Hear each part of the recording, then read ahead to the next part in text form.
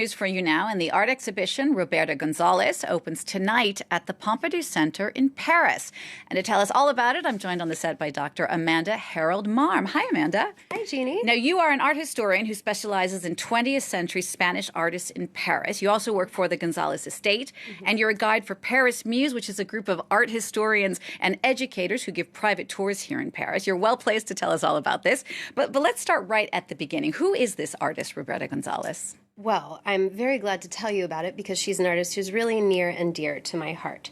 So Roberta Gonzalez was a Franco-Spanish artist who was active in Paris from the 1930s through her death in 1976 in Paris and internationally.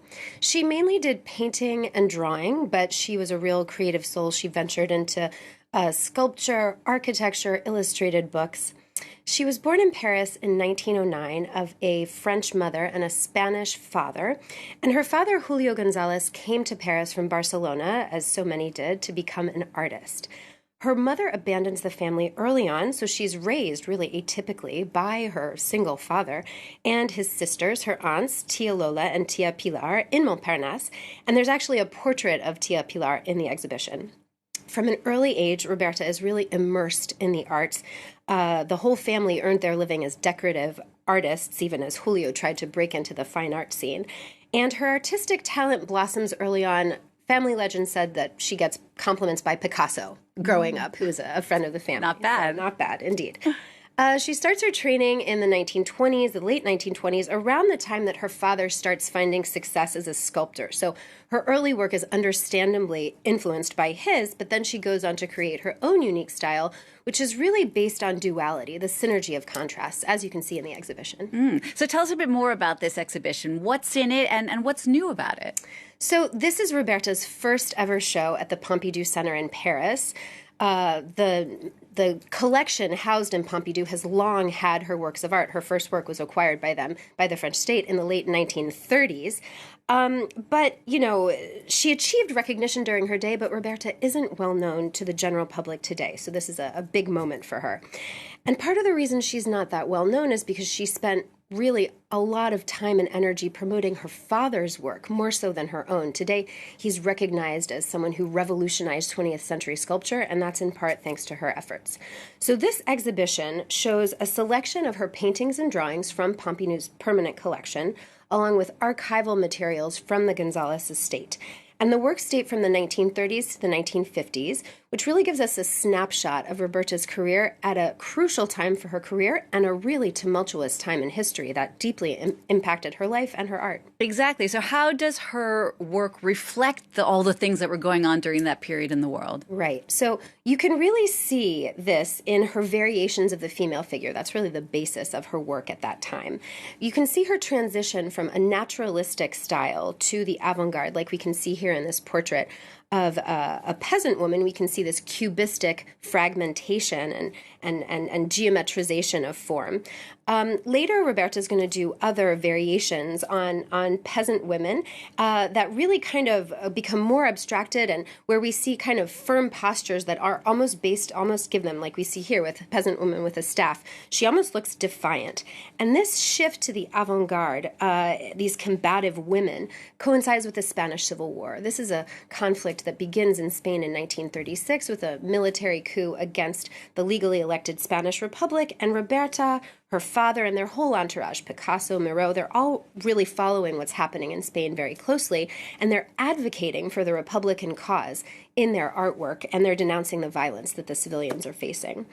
As the conflict evolves into World War and comes to France, as we can see here, Roberta's figures become increasingly distorted and distressed. We start to see female figures with their heads tilted back, screaming, hair askew.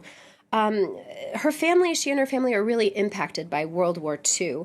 Not only was the avant-garde deemed, this is a good example, deemed degenerate, her husband at the time, German painter Hans Hartung, was also considered a traitor by the Nazis.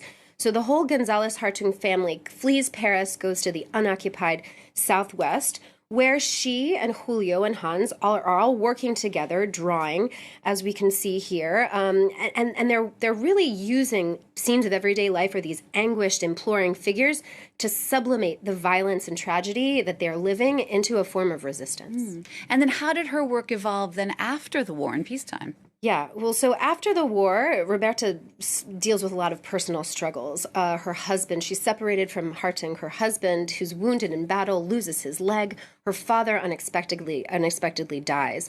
And so in 1945, when she's back in Paris, everything had changed. And yet she's determined to move forward. She's determined to really use this turning point to affirm herself as an independent artist. So we start out by seeing introspective female portraits, and these figures that are quite pensive really mirror Roberta herself, who's trying to find her way. Over the course, we can see a good example of that here with her melancholic nude.